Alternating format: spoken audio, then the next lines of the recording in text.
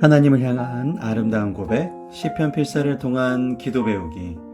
오늘은 시편 40편 첫 번째 시간, 구원받은 자의 찬양과 기도가 되겠습니다. 시편 40편은 고난을 당하는 상황에서 다윗이 지은 시입니다. 그런데 고난을 당한 상황이니까 비탄시일 확률이 높은데 비탄시가 아닌 이유는 이 시편 40편의 대부분을 주의 구원의 은혜와 찬양이 주제가 되기 때문입니다. 그래서 다윗의 성숙해진 신앙적 단면을 볼 수 있는 시편 40편을 찬양시로 봅니다. 그래서 첫 번째 내용, 오늘은 10절까지만 보실 텐데요. 1절부터 4절은 회중을 향한 구원 체험의 감격에 대한 간증, 그 다음에는 받은 은혜를 회상하고 신앙을 갱신하는 찬양이 나오는 부분이 되겠습니다. 그러면 구원받은 자의 찬양과 기도 시편 40편 시작하시도록 하겠습니다. 내가 여호와를 기다리고 기다렸더니 귀를 기울이사 나의 부르짖음을 들으셨도다. 자, 기다리고 기다렸더니, 부르짖는다라는 것은 큰 소리로 외치며 간절한 마음을 가지고 도움을 청하는 모습입니다. 이것이 바로 우리 기도인의 자세, 기다림과 부르짖음. 내가 얼마나 하나님의 뜻이, 이 하나님의 응답을 얼마나 간절히 구하고 있는지를 보여드리는 그런 마음가짐, 부르짖음이 중요하겠지만, 그럼에도 불구하고 우리는 하나님이 정확하신 타이밍, 하나님의 그 시간이 언제인지 모르기 때문에 기다려야 되기 때문입니다. 그래서 기다림과 부르짖음은 항상 같이 가는 거죠. 어울릴 수 없지만 이 두 단어는 항상 우리 마음속에 품고 기도하는 것이 기도인의 자세입니다. 그래서 우리가 기도를 가지고 응답이 안 됐다고 불평하는 것이 아니라 하나님의 때가 언제인지 그 간절함과 의로움으로 하나님을 설득하시는 게 기도인입니다. 나를 기가 막힌 웅덩이와 수렁에서 끌어올리시고 내 발을 반석 위에 두사 내 걸음을 견고하게 하셨도다. 도무지 인력으로 내 힘으로는 나올 수 없는 곳에서 하나님을 의지해서 구원을 받았음을 고백하고 있습니다. 인생 여정을 새롭게 건설하여 주신다. 나의 걸음이 나왔죠. 인생 여정을 새롭게 건설해 주신 거죠. 3절에 보시면 새 노래 곧 우리 하나님께 올릴 찬송을 내 입에 두셨으니 많은 사람이 보고 두려워하여 여호와를 의지하리로다. 자, 그래서 시편 40편 3절 보시면 과거에도 다윗은 찬송을 했습니다. 그런데 큰 고난 가운데 새로운 여정을, 새로운 삶을 시작한 다윗이 찬송을 하니까 예전에는 깨닫지 못하였던 새로운 의미를 깨달았고 새로운 의미를 찾게 되었다. 사실 그 모습이 변화, 그 모습이 회심, 그리고 그 모습이 바로 전도가 되겠습니다. 다른 사람들이 내 모습을 보고 달라진 것을 보고 당신 믿는 하나님은 어떠한 하나님이길래 당신은 이렇게 변화시켰습니까? 우리가 뭐 자기 개발한다고 여러 가지 책을 읽고 강의를 듣고 공부를 한다 그래서 내가 스스로 변화되기가 사실 쉽지가 않습니다. 그런데 나를 만드신 하나님 앞에 나를 의뢰해서, 나를 의탁해서 새로운 여정, 새로운 인생을 건설해 주심을 체험할 때 이건 그냥 진짜 믿어지는 것 같아요. 하나님이 나를 새롭게 만드신다는 것은 정말 어느 순간에 보면 내가 정말 새로운 존재가 되어 있거든요. 그 모습으로 내가 다른 이에게 전도할 수 있는 것이죠. 그래서 우리가 새 찬송을 한다는 게 꼭 무슨 새로운 노래를 배우는 것이 아니라 똑같은 찬송가인데도 어느 날 의미가, 어느 날 은혜가 굉장히 다르게 올 때가 있습니다. 그러면 그 찬송이 정말 내 마음을 변화시키죠. 4절 여호와를 의지하고 교만한 자와 거짓에 치우치는 자를 돌아보지 아니하는 자. 다시 말해서 교만한 자와 거짓에 치우치는 자와 그들을 의지하지 않는 자는 복이 있다라는 것입니다. 하나님을 의지하는 것이 복을 받을 수 있는 길이다. 자, 두 번째 5절부터 10절은 받은 은혜 회상과 신앙을 갱신하는 것을 찬양하는 부분입니다. 여호와 나의 하나님이여 주께서 행하신 기적이 많고 우리를 향하신 주의 생각도 많아 누구도 주와 견줄 수 없나이다. 내가 널리 알려 말하고자 하나 너무 많아 그 수를 셀 수도 없나이다. 인생 살아가다 보면 그때 하나님이 이렇게 하시려고 이렇게 하셨구나. 나 이때 써먹으려고 이렇게 배우게 하셨구나. 하나님의 놀라우신 구원 역사를 인식하는 것, 그것이 바로 신본주의적 신앙관이죠. 내 힘으로 되는 것이 아니구나. 하나님께서 하셔야 되는구나. 그래서 기적, 이런 단어들, 이런 것은 하나님께서 허락하여 주셔야 된다. 주께서 내 귀를 통하여 내게 들려주시기를, 내게 들려주시기를 이라는 것은 이게 지금 내 얘기가 아니라 하나님이 나에게 전달하려고 하신 말씀인데 라고 밑밥을 깔죠, 다윗이.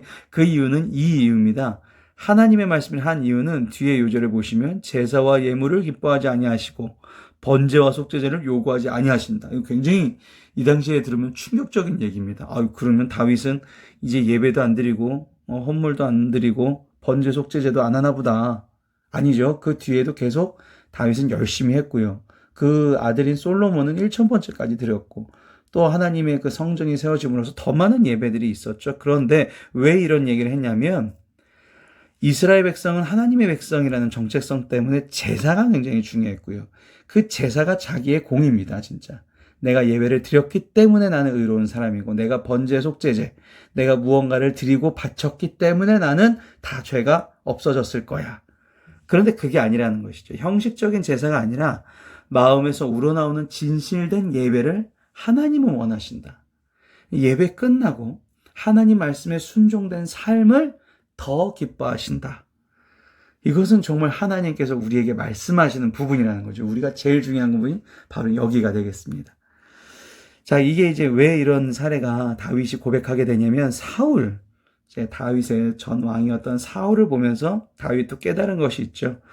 사울한테 아말렉 자손과의 전쟁을 하나님께서 명하셨습니다. 그 다음에 그들을 꼭 모두 진멸해야 된다고 하셨는데 사울이 하나님 명령을 어깁니다. 그리고 가축을 가지고요. 그 다음에 아말렉 왕이었던 아각은 살려주는 일이 발생이 된죠. 그러면서 자기의 취한 짐승을 번제에 사용하려고 했다라고 합니다. 사무엘한테. 그랬더니 사무엘이 뭐라 그러냐면 사무엘상 15장에 보면 순종이 제사보다 낫고 하나님의 말씀을 듣는 것이 수양의 기름보다 낫다. 야, 번제 속죄제로 너 그거 잔뜩 바쳐봤자 네가 삶에서 드려지는 그 기쁨과 제사, 기쁨과 감사의 제사가 더 하나님께서 기뻐하신다.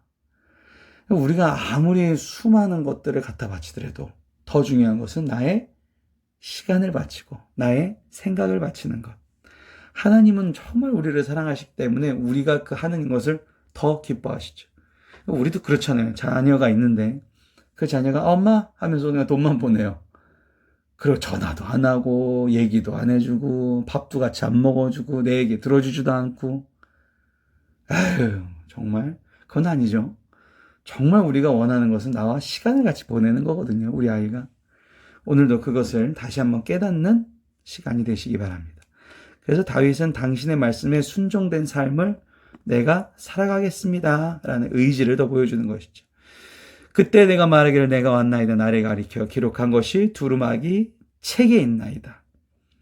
그러니까 다윗은 행함이 없는 형식적인 제사를 비판하면서 하나님의 말씀과 계명을 생활 현장에서 실천해야 되겠다라는 자신의 의지를 이렇게 표현합니다. 이 표현이 어디에 나와 있냐면요. 뒤에 이제 계속 나오네요. 나의 하나님이여 내 주의 뜻 행하기를 즐기오니 주의 법이 나의 심중에 있나이다. 이 표현이 이제 7절, 8절 이 비슷한 표현이 예레미야 31장 33절에 보면 이렇게 나옵니다. 그러나 그날 후에 내가 이스라엘 집과 맺을 언약은 이러하니 곧 내가 나의 법을 그들의 속에 두며 그들의 마음에 기록하여 나는 그들의 하나님이 되고 그들은 내 백성이 될 것이라 여호와의 말씀이니라. 자, 예레미야 31장 33절이었습니다. 이 7절, 8절을 이제 다윗이 고백하면서 결국 내가 주의 뜻 행하기 위해 산다.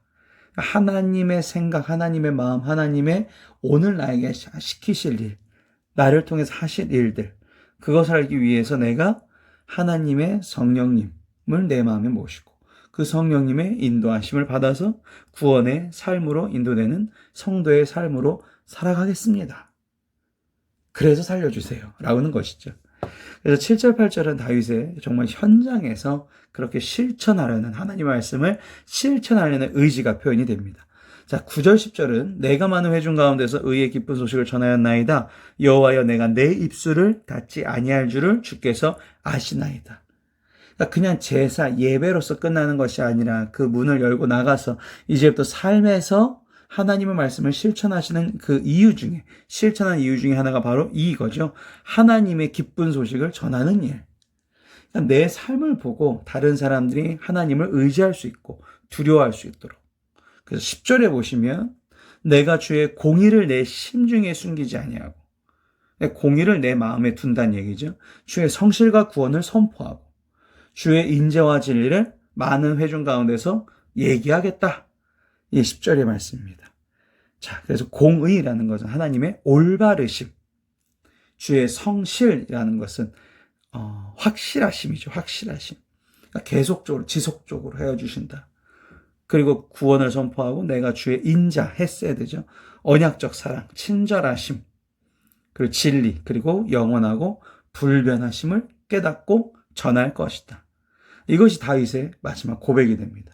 그래서 다윗은 내가 지금 하나님을 믿는 것에서 그치지 아니하고 그 믿는 것을 살아가는 것, 그리고 그 살아가는 것을 통해서 다른 사람들한테 보여주는 것, 이것으로 다윗의 신앙을 40편에서 보실 수가 있습니다. 오늘도 다윗의 이 마음을 보시면서 나의 반석이신 하나님께 올리는 기도 마지막으로 기도하시겠습니다. 주여, 언제나 의지할 수 있게 하여 주셔서 감사드립니다. 늘 의지하는 것은 주님의 보살핌이십니다. 상황과 사람들이 저를 넘어지게 하지만 주님은 신실하게 저를 붙들어 주시고 일으켜 주시니 너무나 감사드립니다. 주님의 보호와 평안이 저의 영원한 반석이라는 것을 믿습니다. 저 자신을 의지하기 시작할 때마다 즉시 이 사실을 깨닫게 하여 주셔서 성령의 인도하심으로만 다닐 수 있게 하여 주시옵소서. 마음이 편안해집니다. 제 삶 가운데 일어나는 일들이 사람의 힘이 아니라 주님께서 역사하여 주실 줄 믿사오며 사랑과 은혜가 충만하신 예수님의 이름으로 기도드렸사옵나이다. 아멘.